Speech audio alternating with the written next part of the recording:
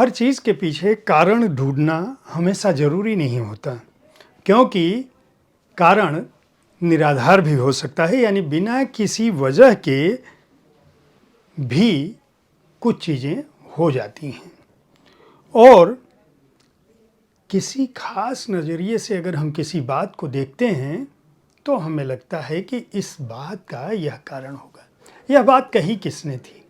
यह बात कही थी लास्लो क्रास्ना-होर्काई ने, जिन्हें साहित्य का वर्ष 2025 का नोबेल पुरस्कार मिला है।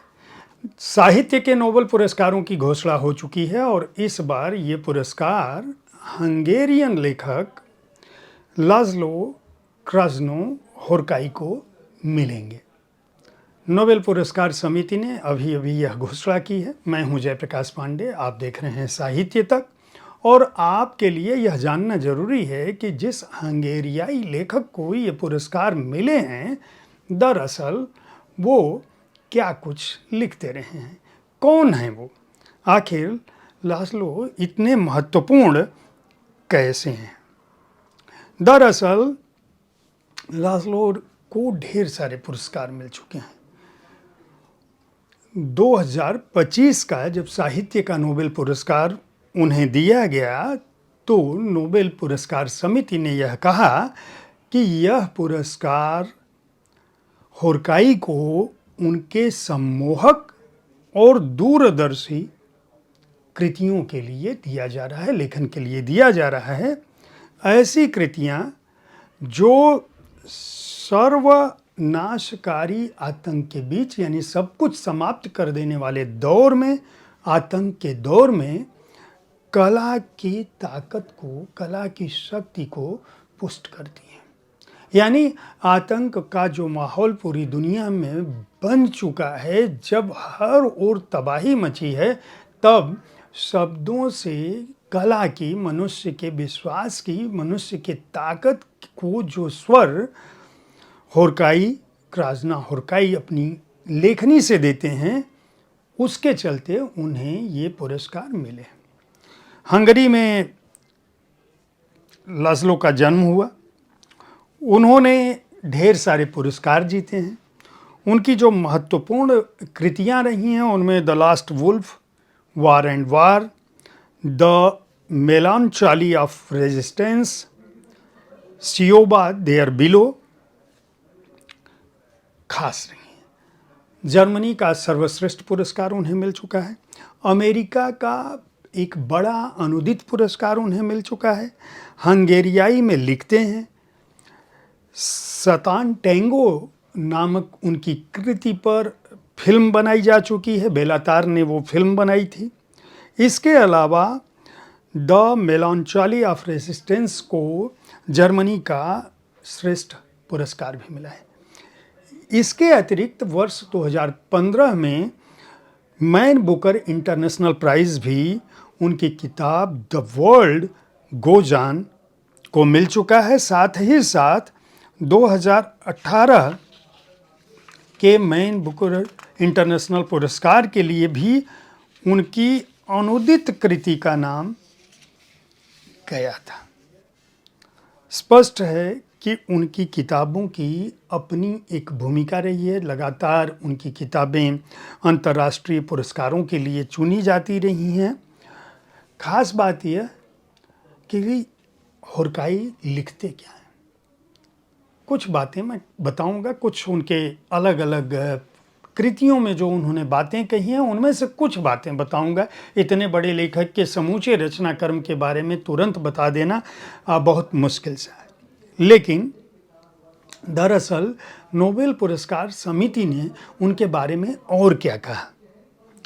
यह तो कहा ही कि उनकी सम्मोहक और दूरदर्शी कृतियां जो सर्वत्र जो आतंक है उसके खिलाफ कला की ताकत को पुष्ट करती हैं, उनके लिए यह पुरस्कार दिया जा रहा है। लेकिन साथ ही साथ जो मध्य यूरोपीय परंपरा है, उसके एक महाकाव्यात्मक लेखक, ऐसे लेखक जो काफ्का से थॉमस बर्नहार्ड तक जो परंपरा फैली हुई है, उस परंपरा के वाहक हैं।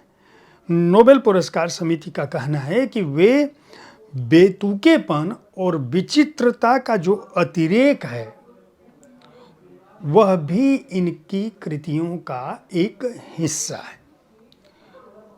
क्यों? क्योंकि वो अपनी लेखन से जितने भी तरह के आवरण हैं, जितने भी तरह के व्यतिक्रम हैं मनुष्यता के बीच, नफरत, हिंसा, घृणा, इन सबको तोड़ते हैं। और उनके लेखन की तर्कस में जो तीर हैं, यानी उनके धनुष के तर्कस में जो तीर हैं, वह इस बिंदु पर पूरब की ओर अधिक देखते हैं, यानी पूरब का जो दर्शन है उस दर्शन की तरफ अधिक देखते हैं। उनके जो विचार हैं वो चिंतनशील हैं, सूक्ष्म रूप से वो अपनी बातें रखते हैं, और यही उनकी खासियत है, उनके लेखन की खासियत है, जो दुनिया भर में उनके प्रशंसकों को इकट्ठा करती है, जोड़ती है। लाज़लो का अपना महत्व क्या है, आप इसे ऐसे भी समझ सकते हैं कि अपनी एक किताब destructions and sorrow beneath the heavens में वो लिखते हैं कि हर चीज़ के पीछे कारण ढूंढना हमेशा जरूरी नहीं होता, क्योंकि कारण कई बार निराधार भी होता है। हम सोचते हैं कि इस बात की वजह यह है या यह हो सकती है, इसलिए हमें लगता है कि इस चीज़ के पीछे ये कारण होगा। दरअसल कारण जैसी कोई चीज़ नहीं होती, वस्तुतः बहुत सारी चीज़ें केवल घटती चलती हैं। इसी तरह से अपनी एक कृति, दूसरी कृति जो वार एंड वार है, उसमें लिखते हैं कि अगर हम प्रेम को इस नज़रिए से देखें कि प्रेम करने वाला आदमी दुनिया का सबसे खतरनाक आदमी है,